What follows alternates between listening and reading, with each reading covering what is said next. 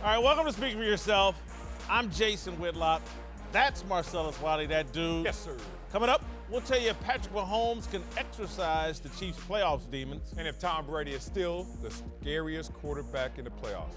But we start every day with a Whitlock. So what you got today, big dog? While the entire NFL suffers through Sean McVay derangement syndrome, a plague that causes every franchise along for their very own cute and cuddly coach, we all ignore a simple fact. Old man Jerry Jones has built a potential dynasty, and he's done it the right way. Yep, that's right.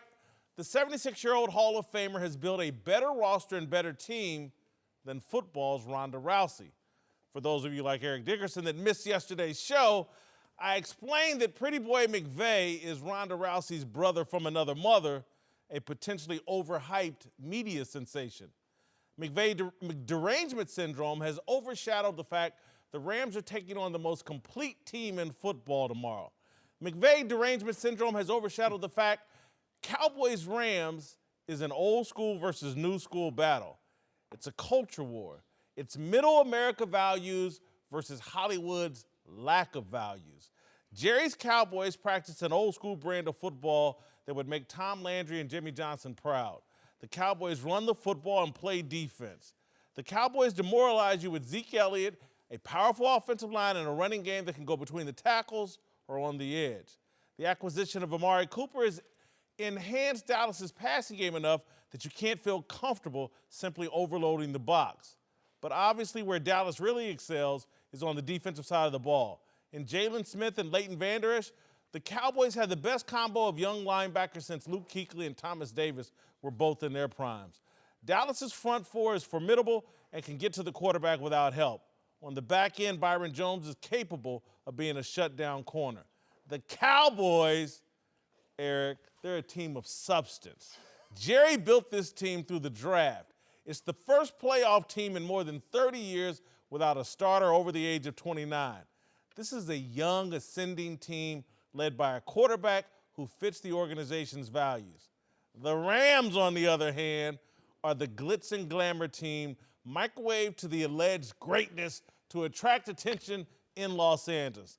They have the young movie star coach who is somehow treated like he's Bill Belichick, sitting on 5 Lombardi trophies. The Rams were assembled with a checkbook and a shopping cart.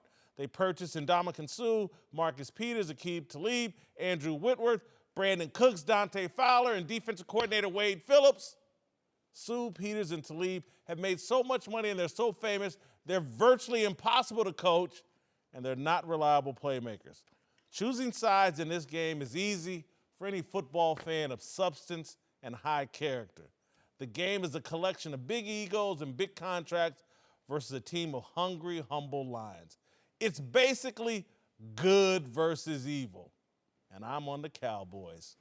Joining the desk, the very evil Hall of Famer Eric Dickerson, former Pro Bowler D'Angelo Hall, and hold your horses there. I'm laughing. I was smiling. He was smiling the whole time. Fair to call this game good versus evil. Thank you. All I can say, Mama said, if you can't say nothing good, don't say nothing wrong. I got something to say. Yeah. It was well written. But what you were talking about, boy, what was he talking about? Good versus evil. How can you change the Cowboys and what their character has been for decades and even of recent history into good? Like, they got dudes on their team that just got out of congressional hearings, brother. like real protests up outside the stadium. Like, I'm gonna leave that alone. Criminals. Criminal-minded. You've been blinded. They have some real dudes that have put in work on the Cowboys. But I'm gonna try to stay PC with this. God, they're not good. I mean, from the White House all the way to now, they're not a good team versus evil. And the evil that you say that comes to the Rams is basically they bought this team. They bought this team? Well, free agency, they went out there, paid a lot of guys. I give you that. But they also paid the most to one of their homegrowns, and Aaron Donald.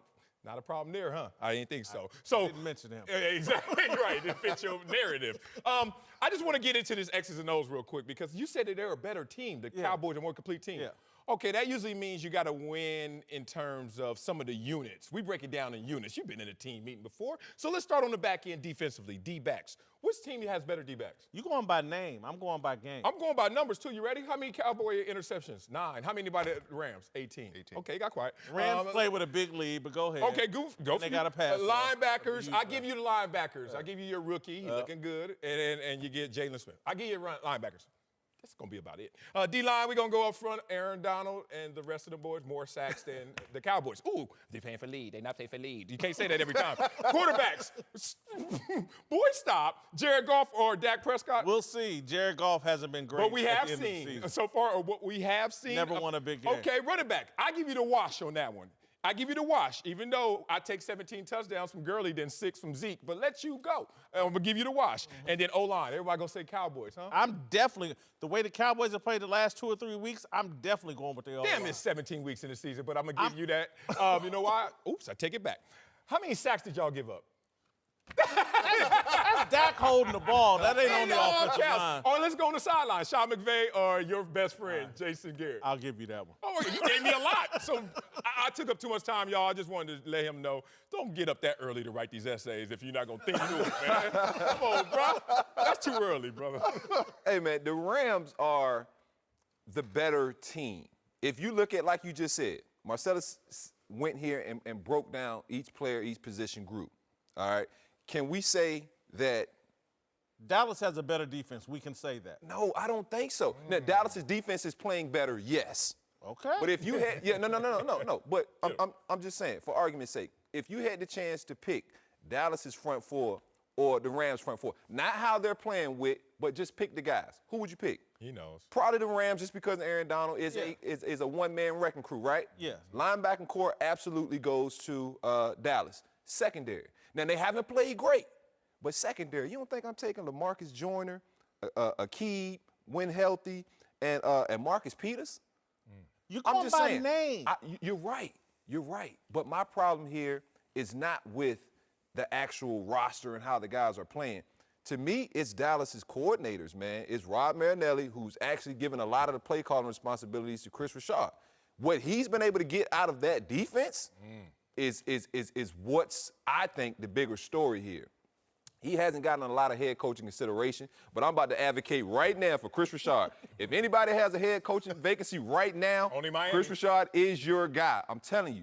Yeah. Just and I haven't You're been making around my him, point. but every other You're talking about a player, complete team that's. I'm just saying You're their talking about an defense. overachieving team, it I'm sounds just like. saying their You're saying defense. they're That coach has gotten more out of his parts than the Rams have gotten out of their parts on defense. Yeah. The Rams is a better team without a doubt. Let's but let Darth Dallas Vader over is here playing talk. better. First of all, you know what? We ought to run you out of L.A. Talking about the good versus evil. It The is. Cowboys, I said you sit right here and talk about Jerry Jones. Evil Jerry Jones. No, you ain't heard me Son, know that. Yeah. Well, yes, you have. No, not me, not Jerry okay, Jones. Anyway, right now, I love Jerry. one thing I look about, players love Jerry. I like Jerry. I love Jerry. You know what? I give Jerry credit. I love Jerry for one reason, really, for bringing the Los Angeles Rams back to L.A. Thank you. That was his deal. So thank you, Jerry, thank you for that, but I'm not a Cowboy fan. Now, when I look at the Dallas Cowboys, how you say a complete football team, the Dallas Cowboys on offense are one-dimensional, really. They are. And let's go back to when I played The for most the important dimension. But go Can ahead. I finish? Yeah, I'm Can I- sorry. can I What's the get most it? important, the running game? Running. Right. Most important. But we have running back too. The thing is, the Dallas Cowboys do one thing: they run the football. In the National Football League, one thing in the playoffs, I'll go back to when I played against the Chicago Bears in the NFC Championship game. My friend Richard Dent told me, you know what Buddy Ryan said? 29 ain't gonna beat us. Anybody else but 29. Saturday, tomorrow, 21 will not beat us. Yeah. That's how I feel. Let Dak, if Dak can do it, he does it. That's Let how I Dak feel. do it. But there's no way they're gonna let one guy run the football and beat them. We have too many weapons. When I look at Talib and I look at what's the receiver for Dallas? Amari Cooper. Amari Cooper is good in that dome. He's really good. But so on the road, he's not been great. Dallas is 3-5 on the road. They don't have a great road record. They're not a road team. And people say, That's oh, why it's lucky they got they more won't go on the road. Dallas Cowboy fans here. It's not about the fans don't play the game. The players play the game. So. And you know what? Being real, let's just stay numbers because I know our opinions could go all over the place. Just in story, if I heard of a team that won with a rookie quarterback 13 games. And then 2 years later, I look up, this is a 10-win team that hasn't even went farther in the playoffs to that point. 2 years later, I'm not sitting there talking about all their greatness and how they've achieved and this is a dynasty in the making. Why wouldn't y'all go there. misrepresenting my point? Y'all either misrepresent my point or y'all help make my Maybe point. we didn't hear it. D'Angelo actually made my point. Dallas, as a collective unit, from the coaches to the players, put on a better performance than the group of individual stars the Rams have, particularly on the defensive side of the football. That's my point. As a complete group, and that's what Jerry has built, from his coaching staff to the players on the field, it's a complete group that works well together in unison. When Dallas scores 20 points, they haven't been beaten this year. But who won more games? Who won more games? It wasn't until they got Amari Cooper in the fold that we actually saw the real Dallas Cowboys. They've won 8 of their last 9 games. That defense is going to show up and outperform the Rams defense. It's great that I get it out here in L.A. You got to buy the Shaqs. You got to buy the Kareems. You got to buy the Kobes. You got to buy a bunch of stars, mega stars. I get it. That's what they've done. But when this is football. That works in basketball. In football is a game of substance. And again, y'all think I'm joking about these middle America values, but that's what football is, and that's what football rewards over the long haul. And I don't care about Jerry's past. I'm talking about who Jerry is now. He's been born again. And this Dallas team here, it represents what's good and right about football. The Rams, to me, represent what's wrong about modern professional sports. To me, Whip out a checkbook and just buy Eric Dickerson, buy D'Angelo Hall, buy Marcellus Wiley. I just got here. Dallas They did By that. Jason Whitlock, he for sale. Dallas, in my mind, is way more Hollywood and way more L.A. than the Rams could dream to be. Dallas? Dallas is way more L.A. I mean, that's why they do training camp out here. They want to be L.A. so bad. Like, Dallas is L.A. They're the flashy lights. They got girls on poles dancing during the game. Have you been in that stadium during the game? That is L.A. That's Hollywood. Way at the top, too. I'm like, whoa, look. Yeah, way at the top. Right. That's all the stuff on the outside. When you look at this 53-man roster and you look at how many 20 coaches they got, what Jerry's responsible for primarily in a football sense, it's built the right way. And to me, I can't wait for tomorrow to see a team built the right way that's being underestimated because they don't have all the big stars and because, we like to make fun of Dak Prescott. I can't wait to see that take out. You making fun of him. I was going to say you making fun of him. You know, one thing, I got to say one thing. Think about it. Early in the season, you said, this is out of your mouth. Can McVay coach Talib? Can he coach Peters? Can he coach Sue? Let me ask you a question. Have you heard any problems out of the Rams camp? Any problems? Are you kidding me? What problems have you heard? Did you see Marcus Peters threatening a fan on the sideline? Where you from, man? Come on, man. Did you know? No. Did you know? I count that one. All right, one. Didn't you see that game? One.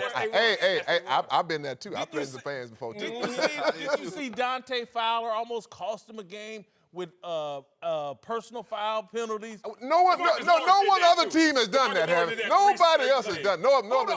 Have you not watched Ndamukong Suh and Aaron Donald get blitzed in the run because they're not a disciplined team? They got bad linebackers and the defensive backs like the freelance. This is not a fundamentally sound team. I think we're looking for they're going to get exposed. It always starts at the top, right? And I love me some Jerry Jones. Trust me, one of the greatest businessmen out there. But let's talk about how Jerry, this dude just bought a $250 million yacht. And those are the values. Hey, I ain't getting in his pockets. Go get it. And he got a bus that I've been on before. I'm going to leave that alone. That's in my next book. I'm just saying that you acting like they over there having these Midwestern values. That ain't how they roll in the Midwest. Cowboy hats and overalls. The stadium is called Jerry's World. Listen. That's Hollywood, bro. That's Hollywood. A yacht, boat. You can have that edge off the field. I'm talking about the way the team has been constructed and the values of the team. Look, Ezekiel Elliott's values. We have fun in the Midwest just as much as anybody out in L.A. Just don't get caught? Yeah. just when it comes down to business and football, we go about things the right way. And tomorrow night, I can't wait to see Dallas put it on this. We got that Casa Dragonis on it.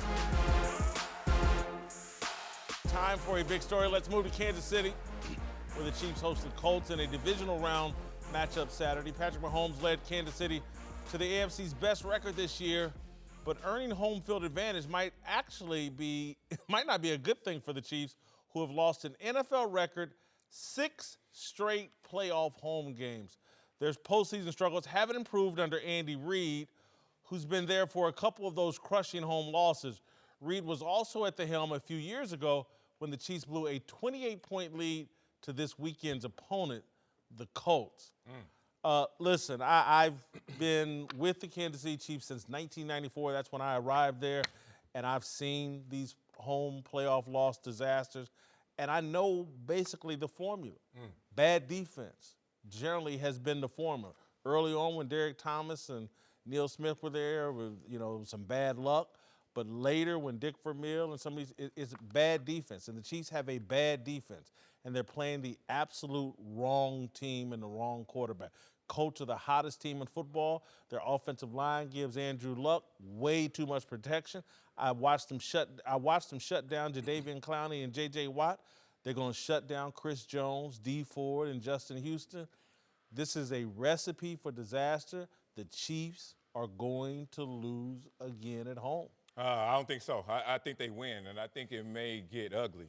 Think about what those elements are. You talk about the defense of the Chiefs being porous. Yes, it's a bad defense overall in ranking, but they're the best at one thing, getting after that quarterback. League lead in sacks, 52.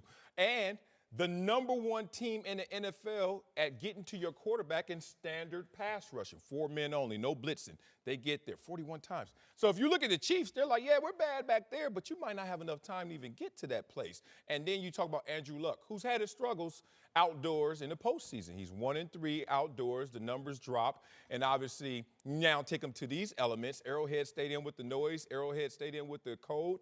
He's used to the indoor facility. That may be an issue with a guy who's still rehabbing that shoulder, and we haven't seen him drive the football the same as he has in the past. You add all that up, and it's unfair to put tradition and history onto present players. Because Patrick Mahomes is like, all right, whatever Trent Green went through and whatever those other quarterbacks went through is not me. So different team, different complexion, and a pass rushing force up front. I think that's the recipe for disaster for the Colts. Yeah, I'm going to piggyback on what you were saying. Patrick Mahomes is different. Andy Reid has not had an MVP quarterback under center for him going into these games. He's had a game manager. He's had a game manager who at some point has had really big leads. You think the 18-point lead in 2017, the 28-point lead in 2013. A lot of teams when they're up, they want to take their foot off the gas. Yeah. This Chiefs team don't have no let up. No let up. You mess around, like you said, it could get ugly. It could get ugly. This Chiefs team could put 40 up very easily on this Colts defense. And give up 40. At the same time, they could give up 40. But you've been a part of some good defenses. You've been a part of some bad defenses. I have too. When everything is on the line to play for with, dudes know that. It's like in the NBA. They never play defense until the postseason, until it's time. Nobody moves their feet. It's just, you're looking at the game and you're like, man, I could guard him because no one really wants to. They don't care. There's a lot of games. It's tough on your body in football. And so when I look at this Chiefs defense, like you said, they rush the passer, and all it takes is one guy rushing the passer, Andrew Luck just throwing it up there. They got a capable secondary of making plays, and I've seen these guys make plays. Yes, they don't consistently do it enough, but, man, I see Andy Reid getting this win, getting the monkey off his back. This is a different group in Kansas City, and Patrick Mahomes is a different beast. For clarity, you were saying game manager as a Chiefs coach, right? You weren't talking about McNabb. No, he's talking about Alex Smith. I was talking about Alex Smith for those years. I was about to say, not McNabb anymore. Okay, yeah. You agree with me? I agree with you. Thank you. I agree with you. One thing is you're getting the team at You're the right time. occasionally smart. I appreciate that. Thank you. Thank you. One thing is, Y'all done? thank you, brother. I appreciate it. By y'all moment. I'll say this much here. One thing, you catching the team that's hot at the right time. As well as all of us know, in the playoffs, it's time to get hot. Now, the Chiefs want to play good defense. They can't play good defense because they don't have a good defense. They have good defensive guys up front, but the secondary suffers. When you talk about getting to Andrew Luck, Yes. 18 sacks all year. That's a great point right there. If you can't get to the quarterback, you can't sack him. One thing I like about the Colts have a balanced attack. Losing Kareem Hunt. I said that. Losing Kareem Hunt, to me, changed the whole dynamics of this football team. If he was on that football team, no matter how bad they play on offense, on defense, I say, man, they got a chance, but they have a chance to win. They blew a lead. Who they play? They blew a lead against Who is it, the Chiefs? Yeah, the Chiefs. The Chargers. The Chargers, right? Yeah. The Chargers beat them. Right. The That's Chargers. what we do. Right. In the last minute, the Chargers beat them. The Rams. That was back and forth. Yeah. But right. when you put up 51 points, you're supposed to win the football game. You're not supposed to give up 54. Every I've got to say the Colts will win this football game. D'Angelo, Bob Sutton is a problem for me, Chiefs defensive coordinator. They're not very diverse. Yeah, they're kind of vanilla. Very vanilla.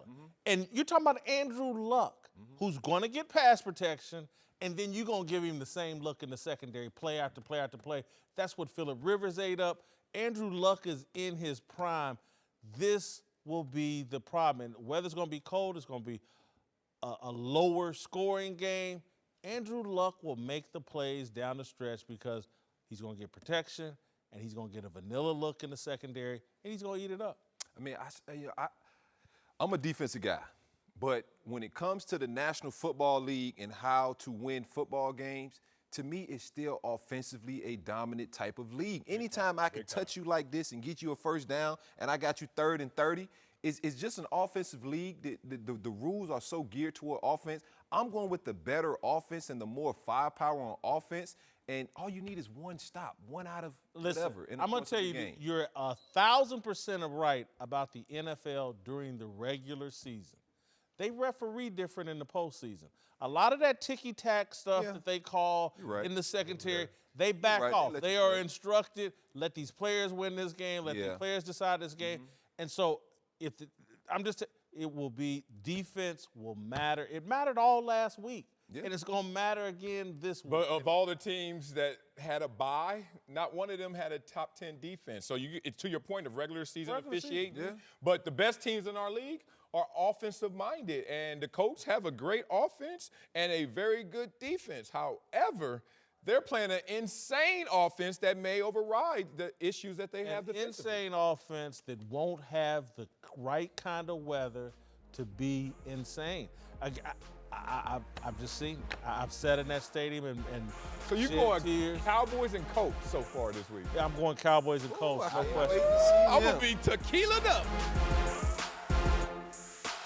Let's move to New England, where Tom Brady and the Patriots host Phillip Rivers and the Chargers Sunday. Rivers has never beaten Tom Brady in his career, but he's not the only guy who doesn't like to face off with the Patriots legend. A new poll of defensive players named the 41-year-old Brady the quarterback they'd least like to face in a big game, and I don't blame him. I think, and particularly this Tom Brady headed into this weekend, the way they finished the season, not on the highest note, Tom Brady involved in some mishaps that cost them some games late in the season.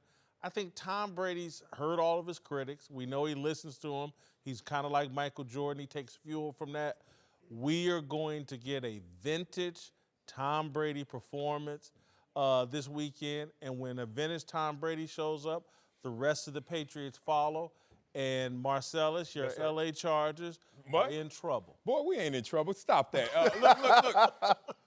They didn't need to support what they said about Tom Brady and his greatness with that dumb poll. Like, he got 5 rings. We get it. Like, the dude is a beast. He is great. He's a Don Dada. We respect that. But them 5 rings already somewhere on the shelf. they're not active right now. To get the 6th one, he got to go through some things. And so far this season has not given you the same confidence in Tom Brady that he can go through those and find that 6th ring. So I don't need no poll of who's that. And who's even second on that poll? And at what distance? Think about it. There's nobody Least likely to face, I put Patrick Mahomes second or Andrew Luck but then third. somebody going to sit there and say, he ain't never been in the playoffs before. So, you know. I wouldn't want to see him. Yeah, I still want to see him. Yeah, with you. Here's the thing. I'm going to give you one thing that is fact, not opinion-based like a poll. One fact that tells me my LA Chargers will win this game, and not only this game, but we going all the way, baby. You ready for this? And I'm going to be at every sports bar. Like, I'm going to go one quarter, one sports bar, the next quarter, next sports bar, all through LA to show all this. The Chargers have won 9 games away from home this season. 9 games. Away from home. That's crazy. All 7 previous teams in the Super Bowl era to win 9 or more games, so the Chargers qualify, all are Super Bowl champions. All of them were.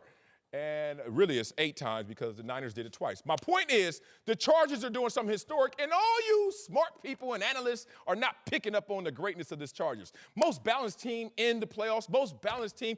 The top 10 offense, defense is right there ranked. Catching Tom Brady at the wrong time, Mark. Yeah, What's that What's the don't wrong mean time? nothing. What's the wrong time? That he's getting older and he's showing it The finally? wrong time is him wanting to prove everybody wrong. Tom will lose sleep. Look at that face. Tom will lose sleep to prove you wrong. He is up. He look happy. He is up. He is up working, grinding in that film room. I think you absolutely gonna see a vintage Tom Brady because he knows his best is needed right now. And the greatness of a champion, oh man, you can't sound like measure them it. corny I'm coaches. selling it. I'm selling it. I'm selling it because Corny coaches coming in. Let's go out and win this game. ED, bottom line, ED, when you stepped on that field and them dudes looked in your eyes, they knew what time it was. Yeah, but there was a time that they we knew that following ED, you. it's time for you to go. ED, This we might be the following time. you. And that's what they doing with Tom. That Hey, ain't Tom, we following you. The same preparation he's put in all week, those dudes are putting in too, and they see him. Here it is. You know what? No doubt Tom Brady is the greatest quarterback or one of the greatest quarterbacks in the National Football League. Tom Brady is 41 years, but Tom Brady does not have the cast that he has had before. You know, Gronkowski is not that same Gronk. You know, he doesn't have the weapons on him. That defense is not that good, let's be honest. I said earlier, if you took the San Diego Chargers and put the Patriots uniform on them, they're going to win by 14 points. I agree with you. The Chargers are all-around good football team. All around. Defense, can run the ball, special teams. I mean, the big receivers, Mike Williams, Keenan Allen. I mean, this is a very good football. I think that the thing is people And a forget. quarterback that's never beaten Tom Brady. We don't care nothing about no quarterback that ain't beating Tom Brady. You know what? These young guys don't care nothing about that. They ain't thinking about that. That's old. Phillip Rivers ain't thinking about it? Phillip Rivers does care about that. They don't think about it. Man, you know, let me ask you this. Do you go into a game and think, man, you know. ED, I tell you what, when I had Randy Moss, yes, I went into the game saying, I'm talking about the dang, that's quarterback. the only cat I can't hold. I ain't talking about him. But I'm saying my individual matchup was, man, this dude, I ain't care quarterback about on quarterback DB. is not an DBs individual and quarterbacks are different. That's not an individual matchup. He ain't on the field at the same time. But what Phillip does, because he knows he's going against Tom Brady, what Phillip does is tries too hard. That throw he normally don't try. He knows I got to try it because I can't take this Phillip check has down all and the go weapons 3 and now. out. They have all the weapons. They have the most everything. Pro Bowlers in They the NFL. have They don't they have have all. Belichick. I'll say it again. Belichick's a They weapon. I agree. They don't have Belichick's a Belichick. weapon. You know what? I like Anthony Lynn as a They head don't coach. have the He, experience. to He's me, not Belichick. I agree. He's not a Belichick. He's not Belichick. But he's a very good, should be coach of the year to me. Coach of the year. There you go. Coach of the year, and he's got all the talent around him. These guys, you said it best. I know. They go on the road. We don't care nothing about playing on the road. Man, them boys ain't lost outside of that's Los 7-1. We don't care. playing in a They little home. bit They of soccer soccer stadium. Yeah, but that's the But best. they have not That's the best lost. part about it. Thank you. Playing in New England, we don't care about playing in New England. It's cold. Okay, it's cold to them too. You know how cold it is. All of a sudden, you're like, you cold at first, and you start playing, you in the game, you ain't cold no more. Now, if you're getting beat down, Keep man, how much it time left in that 1,000%. Keep it 1,000. Isn't this like their 3rd straight long trip to the East Coast? Yes. Come on, fellas. That does take Hold on, I heard control. that last week when they said, isn't this their It takes- consecutive second one? Out of you. Like, you know what's crazy? Chargers have the most Pro Bowlers in the NFL, tied for the league high, and the Patriots have the league lowest in terms of qualifying playoff teams. So that means there's a talent disparity. Also, we know that this team has not lost outside the LA borders, so that's the Chargers. And most importantly, I know that you're a Rambassador, but don't you ever disrespect my team and call them San Diego no more. Homie. My bad. Straight up, dog. All y'all analysts out there, do y'all You ain't job. call him San Diego? Yeah, every other day. The LA Chargers. No, worse. What hear this? I had to do an announcement at the LA Stadium, and I literally said San Diego in LA. I was like, this is crazy. Marcellus. We winning. Marcellus. I agree. We're winning. It's over. I agree. Bill Belichick and Tom Brady got 5 Super Bowls, man. That matters Your this ex weekend. does not tell me what your neck's gonna look like, dog. You gotta go show me the next, and then I'm like, Bro, you got my it. ex tells you that this is the standard. This is what we used to. If my ex was a 10, you best believe I ain't bringing no But you 5 got- home, but dog. don't- but- I'm bringing a 10 or But 11 home. don't you fall off, and all of a sudden, Oh, I Tom ain't gonna Brady fall off. Tom Brady numbers are career lows. That's falling off for him. They are. He saw an 8. I'm going to go out on a limb and say this right here, is that this is the end of the Belichick-Tom Brady era right here. This game right here is going to they will And never, that's why hold you're on, gonna see they a victory. they will never win another Super Bowl. They will get to the playoffs, they're in the weakest division. Keep but talking. Super Bowls, done. See, I Keep don't think talking. they win this Super Bowl, Done. but I Done. think they win this game. I don't think they win the Super Bowl this year. Tom Brady's But they not do going win this out game. like that. He's not going out. Everybody goes. Everybody goes out. So I leave him great. He went If out. you Everybody keep- goes out. Unless you quit early, Everybody goes out. like that. Unless You're a quit robot. early. Go. I'm trying to think of who didn't go Go. out. John Elway, thank you. Let's move to New Orleans, where Nick Foles and the Eagles are looking to continue their unlikely postseason run Sunday against the Saints. When these teams met back in November, Drew Brees and company crushed Philadelphia 48-7 and even got Malcolm Jenkins to flip Sean Payton the bird. This week, Jason Peters claimed the Saints ran up the score and that Philly has been using that as motivation through although Doug Peterson disagrees. All right, I think this is an emotional advantage for the Philadelphia Eagles. I think they ran all last year on that underdog spirit, and they have found it again this week. Do I think it means they're going to win in New Orleans? No, but this will be a final possession game. I agree. Whoa, wait a minute. You had me saying I agree. Snuck that in. last sentence, you know this? Snuck that in. Last possession game. I said it's putting them in the right mindset, and they thrive in that mental space, which is we're underdogs, put on the dog mask and all that. Yeah, they're back there. That Super Bowl run mentality is back. And I understand why. You get beat up like that by a team. It's harder for the winning team, the Saints, 48 points, to go back to the drawing board. It's like, no, just Xerox that same game plan, basically, because it worked. And then you look at the losing team, they scrap everything. And this is what happened with the Ravens versus the Chargers. They saw them in Week 16. Ravens came back out there in the playoffs like, hey, it worked before. And the Chargers like, yeah, but we got something different for you. And that's the difference in this one. So I understand why you may think this is going to be a close contest, but Drew Brees at home in the playoffs, averaging 35 points a game in that dome and that frenzy, I think it's going to be too much for the talent-deprived Eagles team. I think this is an achieving team, but in comparison to the Saints, I think the Saints have way more talent, and they're at home, they're winning. I mean, even more so than motivation. You know, it gives you a little glimpse into, the blueprint. How do we stop these guys? What were we successful with? What weren't we? So more so than that competitive edge, I think it just gives them a little bit more of a sense of urgency. Like, look, we can't not come out full strength or full speed. We can't not wait for them to make a play. If we don't hit these guys in the mouth knowing we've been in this atmosphere and this environment before, I mean, when it rains, it pours, especially in that place. I've been in that place and felt like, man, it's no way we got a chance to win this game. I was in that stadium when they opened it back up post-Katrina, and we didn't have a chance in hell on that day to go down there. It was a setup. I'm almost out there on the sideline like, wow, we here. Like, they could have just put a rec team out there. It was going to be the same outcome. They playing It didn't FEMA matter. out there. And so, Beat y'all down. it gives them a little bit of an edge when it comes to the actual play, but I think more so than a mentality standpoint, it gives them an edge to say, hey, look, we can't let this team jump on us, and we got to come out the aggressors. We can't wait to get hit. by this Saints offense or this Saints defense and then try to fight back. If we don't come out strong from the jump, we ain't got no chance. I don't give them much of a chance anyway in that place, but you really ain't got a chance if you sit and wait. I'm going the total opposite direction. I'm going to go just like I thought the Eagles would beat the Bears last week. And people say, well, they missed the field goal, they got blocked. Who won the game? The Eagles won the game. There it is. You know, I believe that when you play a team, it's hard to beat a team twice. And I agree with you. It's hard to beat the Saints in New Orleans. Even going back to when we played them, it's hard. But all the pressure to me is on the New Orleans Saints. The Eagles, like, we ain't supposed to be in no way. I mean, so, yeah, we won the Super Bowl last year, but, you know, and nobody's expecting us to win. Let's go in here and just lay it all out. We're not going to hold anything back. If we have to go for it on 4th down, and when we're in the middle of the field, we'll do it. I just feel like, I agree with you, Jason. I think it's going to be a close game. I think the Eagles going to win a game like people go, like they'll be standing there when the game's over. Just like in Chicago, when you saw the bear fall on his back. and when they missed the field goal, like, oh, my God, how did they do that? So I'm just going to go with I'm going to Eagles. See, Edie, my problem with what you're saying is this. You're basically saying that the Eagles feel no pressure. Yeah, everybody as feels pressure. As a player, though, that's not the way you're going into the game. You're not going into the game like we supposed to lose by 40 or we lost by 40 last time. Whatever happens. Whatever happens. Let's hey coach, let's just let's figure it out.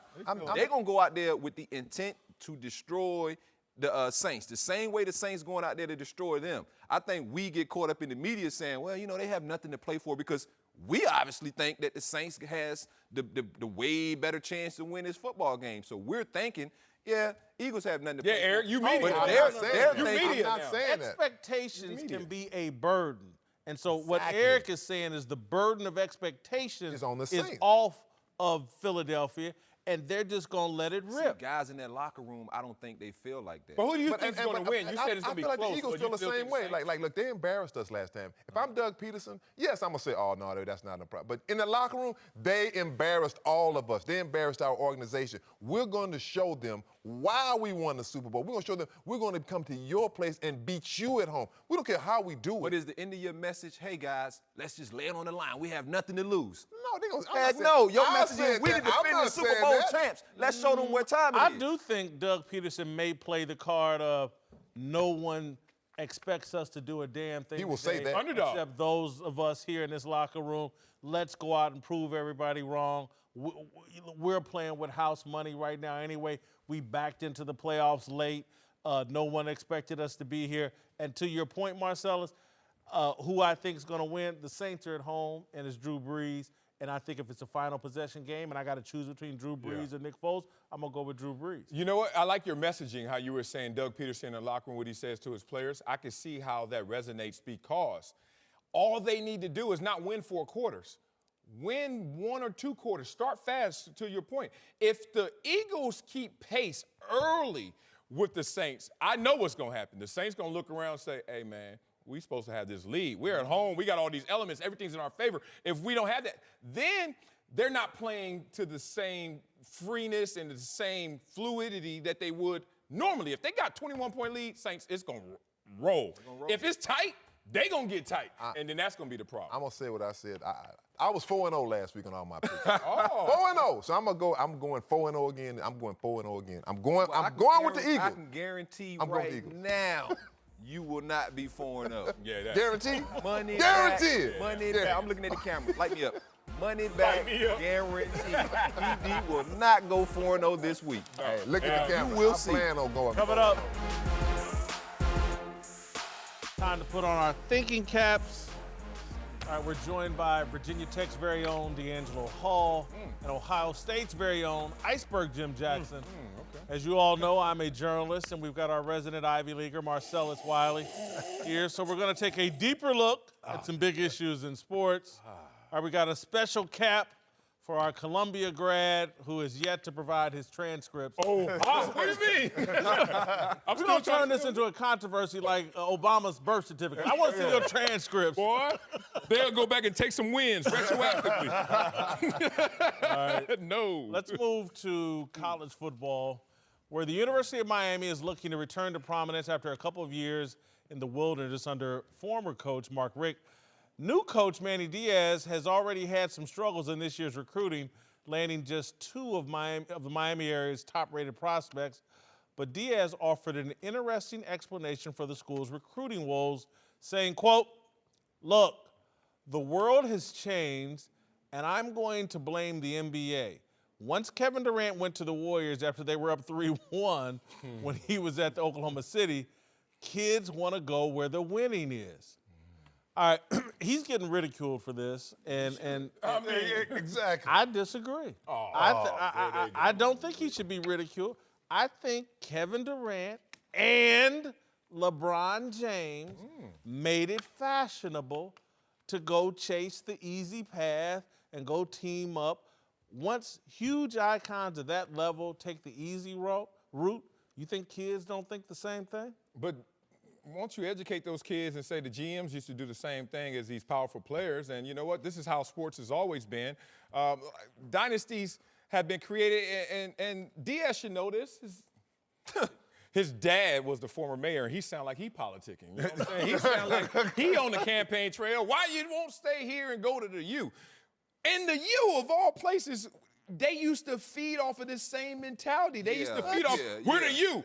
Come where the winning is. The U with the attitude. That was a homegrown, built-up program. Nah, they almost went and got me. Well, scratch. You're talking about before you. And that's the problem. That's my bigger issue. I don't even want to stay on this surface level. The bigger issue is don't tell these kids to stay still. Don't tell these kids and stifle their growth and say, y'all got to stay local or else you're selling us out. That's putting pressure on the community. And it's always been that way. Since I played with a lot of teammates, Dade County and all that, I'm like, leave Dade County. You're like, I'm from LA. Go. Leave LA. Like, it's okay to leave and go somewhere. If you want to leave and go somewhere, I'm going somewhere that has success, that has something to offer. University of Miami, and this going to sound like a diss, but I diss people.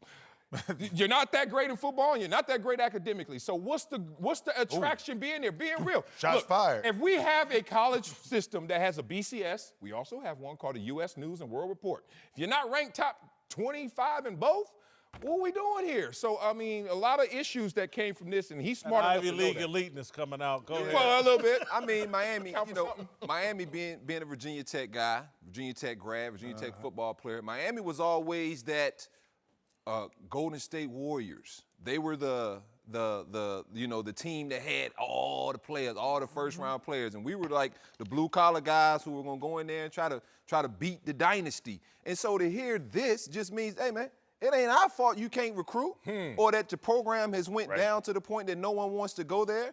And this ain't even KD's fault. Let's go even back further because KD my DC boy. So this ain't KD. Say it. This ain't even Bron.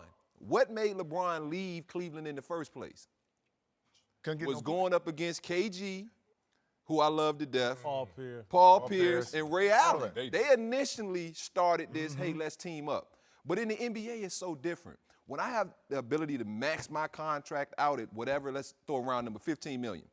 Why would I take $15 million and stay here and be a lone star where I have all the pressure when I can go and make the same amount of money and team up with 2 or 3 other guys and win rings? Because we in the media don't really care about your MVPs. We don't care about your scoring titles in the NBA. We don't care about how many Pro Bowls in the NFL. We want to see them rings, period. And so, I was a guy growing up, I wanted Pro Bowls. I wanted the individual success, interceptions. As I kind of matured in the game, I was kind of like, no one really cares how many Pro Bowls I made. No one really cares. You did. Yeah, That's more important than them. You're right. But the championships are ultimately what would put you in the Hall of Fame category or conversation. And that's what guys are seeing. Like, look, it's about the team success and winning championships, not my individual success. I think it's unfortunate because Miami being great so long ago that they got the best of the best that wanted to go there. Okay? They shot mostly at home, though. But I'm saying, but Nebraska back then got the best of the best. Notre Dame got these schools that were winning, kids wanted to go to. So what he's talking about in regards to kids basically saying, I want to be a part of something that's going to grow to winning.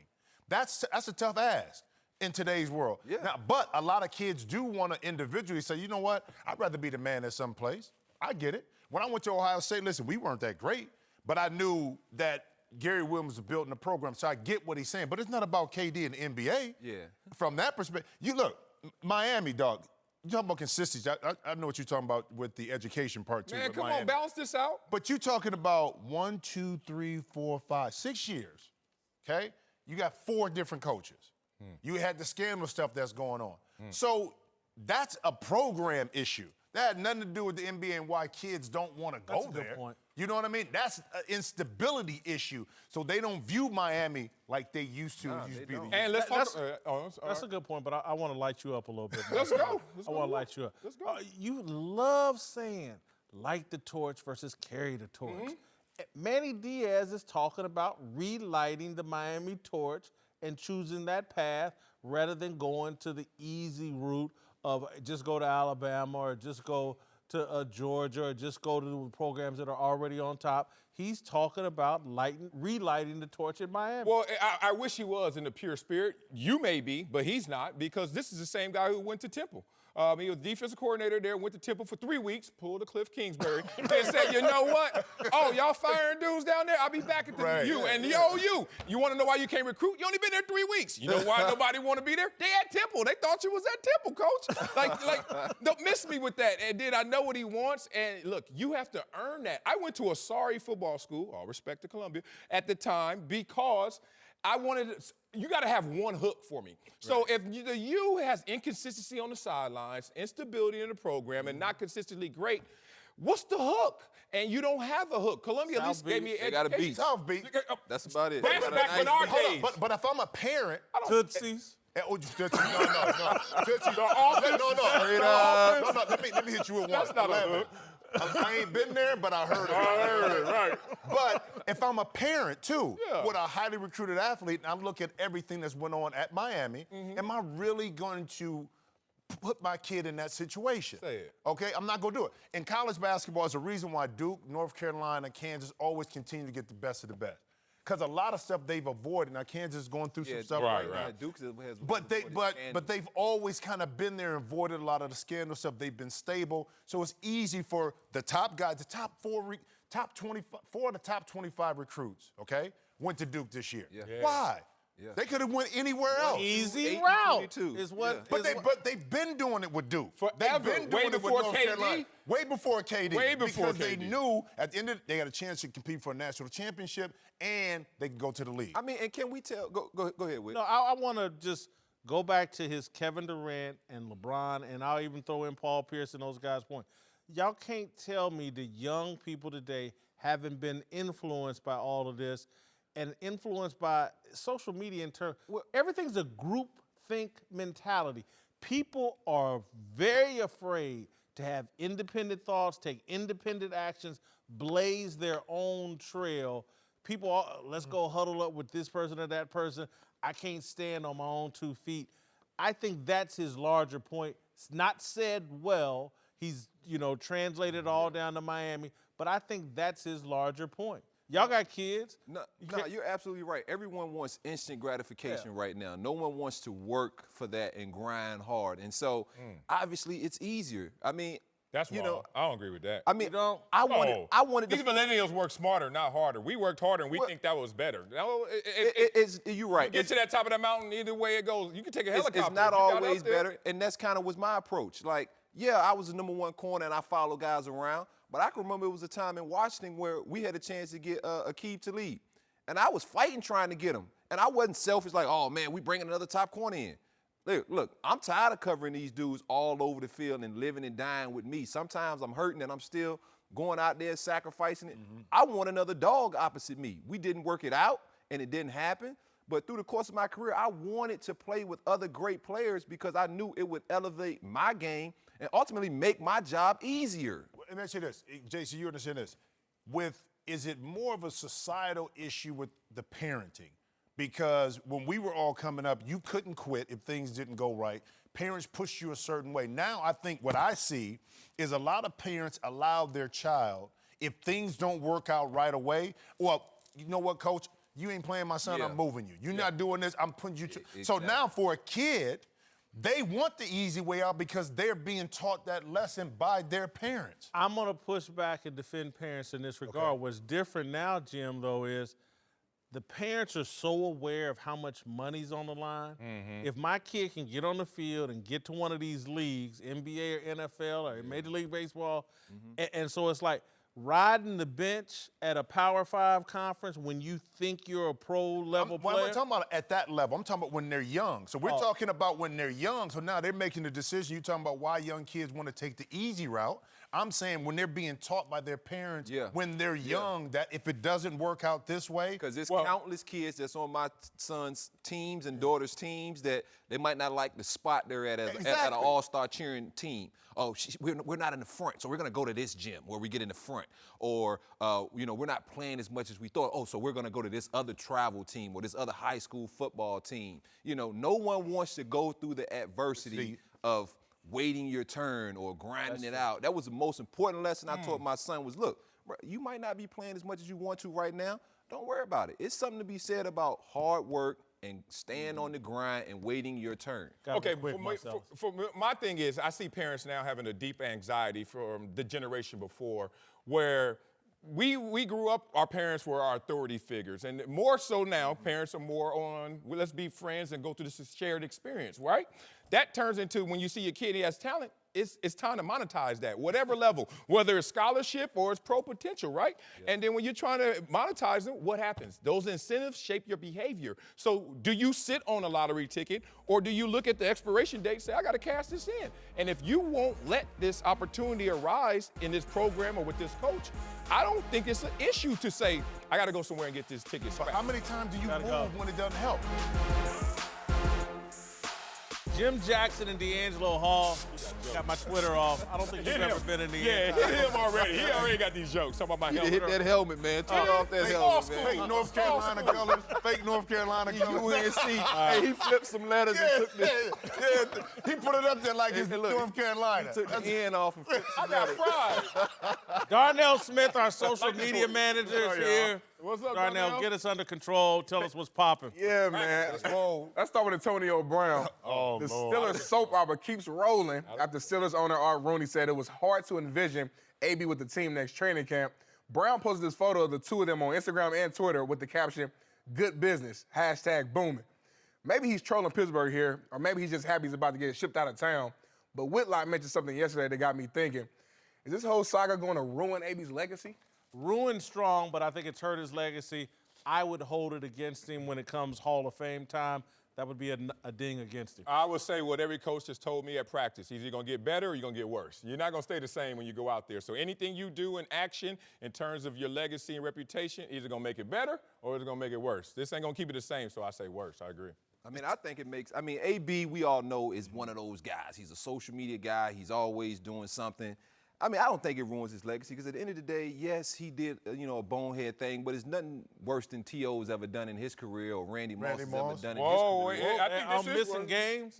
Missing the game you need to win. But his legacy is still a lot of pages left in the book, to see what happens. So right now it's too early to judge that. It doesn't hurt him, but the Randy Moss comparison in regards to things that he done, perception, he still got in the Hall of Fame. That does hurt Randy Moss. But hold up, what about Michael Irvin? Still got in the Hall of Fame. Story in Pittsburgh, what happened? But there was a moment when we said in Oakland, Randy Moss quit on the team. That's what people said. True or false? Randy was still first ballot. But it's still a part of that legacy. You bring that up in conversation. Okay. All right, Darnell, what's next? Yeah, staying on the gridiron, where Whitlock's favorite coach, Cliff Kingsbury, just got some help on the staff. The Cardinals named former Broncos head coach and longtime defensive coach Vance Joseph their new defensive coordinator. Apparently, Arizona is also very close to a deal with former Falcons offensive coordinator / troublemaker Steve Sarkisian. Twitter is skeptical this will work, with someone posting, Cardinals had the worst record in the league, now have Vance at DC and Sark at OC. Better hope Cliff is better than McVay because that staff is atrocious. Are y'all already worried about Kingsbury's staff? Yeah, Arizona Cardinals to me are the Titanic. They've just hired two guys whose reputations took bad hits this year. I don't like these hires. I'm not mad at Steve Sarkisian, the homie, talented offensive mind who did better this year, struggled out the gate in Atlanta, in part because that situation wasn't fit for him. Y'all leave his personal issues out of this, and that's my neighbor, too. Shout out to Vance Joseph as a D coordinator. He ain't the head coach. He was a good D coordinator. That's how he became a head coach. Just Y'all got better fired. stop that. Yeah, I mean, Vance Joseph is a heck of a DB coach, heck of a coordinator. I don't believe this whole Sarkisian hype because maybe he's your neighbor, like you just said. And a homie. But, I mean, to me, he took that Atlanta offense backwards before it started moving forwards again. Yeah, I mean, that offense had too many weapons. I don't know how he got this job. He must has a great agent.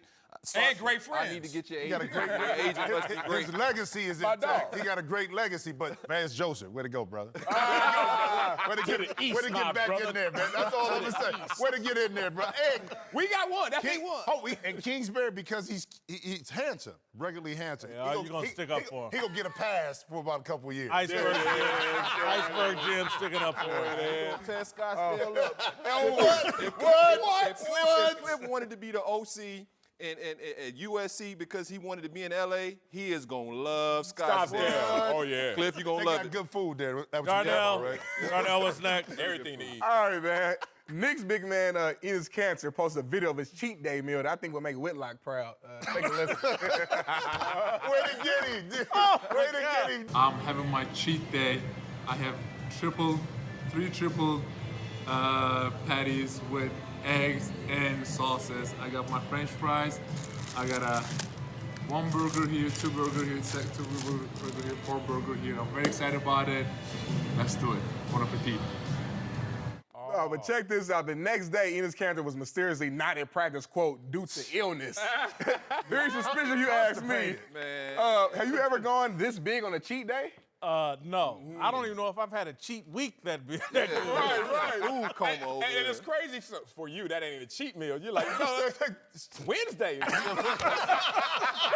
over here. That's a lot, man. Don't make him Brother mad. had 3 cheeseburgers. Darnell, you triple started patties. this. Yeah, Darnell started this. he You did. cracked the I'm patty. big too, so that's how you go. We both big. But see, you thick. So I got a little big, something, though. thick. I eat. You big, thick, like cut up kind of thing. What am I you doing? saying about Whitlock? Yeah, that's right. Big. There's a difference. You know what I mean? It's big. Nah, but but you get your hey, walk no on. way. It is no way. No way. Cantor did this for social media. Hit him with the Twitter off. He That's wanted all. to make a big outlandish statement because ain't nobody eating Nobody. all that food Ain't no on way, that bro. plate. Whoever was filming, that's half their food, and then somebody in the background with them, too. Nobody Last eating but that not least. much. Nobody eating. Yeah, man. Last Our but guy not least. D'Angelo Hall was on Fair Game with Christine man. Leahy earlier this week and was talking about his history of trash talking after Deshaun Jackson joined the Redskins. Take a listen. Me and DJ sat down on the couch, was watching the game the year before of me and him going against each other. And like I had to apologize to him because I'm sitting there looking at DJ like it was so many bleeps and just, just me going at him going at me. And it was like, bruh, I'm sorry. Like I didn't realize, like I turn red sometimes when I'm playing. All right. You guys think more or less of our guy D'Angelo after he apologized for his trash talk? Less. Because it's okay to hit that switch and go red, but when you hit the switch back when you still should be red, you psycho, dog. But I think less of you a little crazy. He was my teammate at that point now, so it wasn't no need to go red against him. We're watching the old game after he joined the Redskins from Philly. And you know them heated rivals, me and Philly and me and him. And so I'm watching the game and I'm mother bleep, and I'm like, that was me? Like, and I don't remember half Bigger of man, it. you was a soft. Yes, we saw the softer, sensitive side of you in that interview right Like being there. on Oprah's couch. Well, that's what it was. So you came out and let your inner emotions out. I'm a lot the chiller. deepest I'm a feeling. lot chiller off the field than I am on the field. On the field, if I don't feel like I can beat up anybody, man, ain't nobody gonna ride with me, man. I'm 5'10", 180 pounds. gotta go. Did it feel good when you got it out? We gotta go. Tom Cruise. Darnell. He Tom Cruising on the couch. Uncle Jimmy's here to help us talk about our approval ratings for Cowboys owner Jerry Jones. You a soldier now, huh? A soldier story. Soldier. In the army for Uncle Jam. Uncle Jam's Army? Hey, boy, I'm a soldier in the army of Uncle Jam. What is the badge? What Yeah, what did you do? what soldier wears a badge? What is it? Hey, I earned this, okay? 17 years, all right? Oh. WYSO, all right? WYSO. Oh, whatever. That's all right, don't worry about that. That's code 7 talk right there, okay? Really? You can't know everything that your uncle know, all right? Are you on the front lines with that herringbone looking thing? All that. They ain't robbed you yet? You know what I'm saying? Let's see a highlight from our discussion earlier about Jones and the Cowboys. The Cowboys, Eric, they're a team of substance. This is a young, ascending team led by a quarterback who fits the organization's values.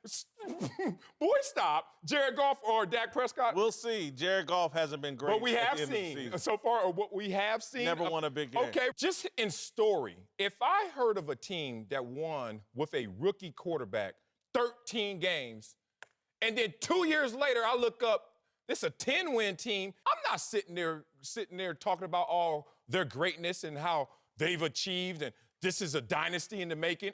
All right, Uncle Jimmy, you Regression. heard us discussing the Cowboys. I think this is a battle of good versus evil. What's your take? Yep, sounds like somebody done had another movie night with Dak Prescott and Jerry Jones. Give it. Okay, so let me guess. Let me guess what y'all watching on movie night. Uh-oh, don't do it. Don't do it. Watch Glory again, didn't you, Jason?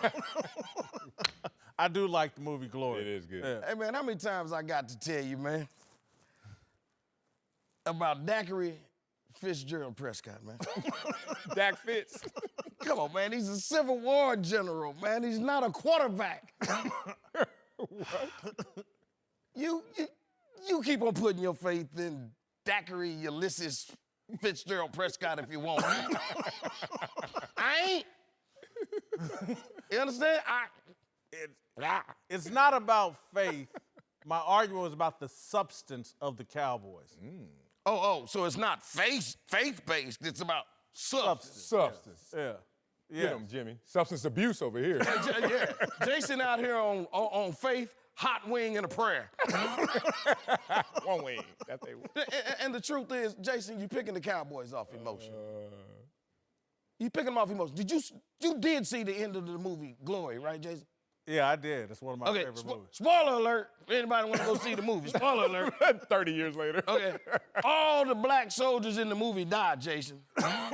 Denzel, Morgan Freeman, Lou Gossett Jr., Sidney Poitier, LeVar Burton, Man. Billy D. Williams, Cicely Tyson. All of them took a musket to the head, Jason.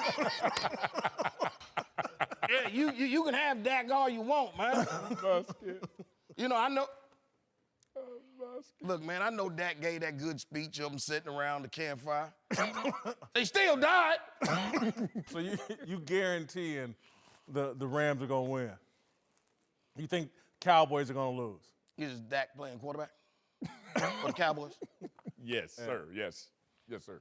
Look here, man. Dak can't save the Cowboys this week for one of them glory speeches. You know, he can do all he wants to. He can sit up and talk about, now, Lordy, we's gathered here this evening to take on them evil Los Angeles Rams. And you know, they talking about, You know, we knoweth that the good book saith that Nadamakin Kong Dak Su. The book say that his evil shall not flourish. And we want to just take this moment to thank you for the honor and the leadership and the guidance for the begotten son, Mr. Jerry Jones. Oh, my Lord, Lord, Lord. Oh, my Lord, Lord, Lord. It ain't gonna work this time. No, I disagree with you. And down Todd Gurley, they gonna mop the floor with Dackery Fitzgerald Prescott. And when it's all over, I'm gonna have a 21-gun salute. Clack, clack. As we celebrate the death. What kind of gun is that? Of this franchise quarterback. I didn't see that gun again. Clack, clack. What kind of gun? Jerry Jones, I have at an 88, GOAT status. Job performance is up, and character's up. GOAT status, Jerry Jones. Yeah, he is a GOAT. Greatest business minders we had as an owner, and also he's just thorough. Like him, love him, hate him, whatever, he is himself. I love him. We should have done Daiquiri Fitzgerald Prescott.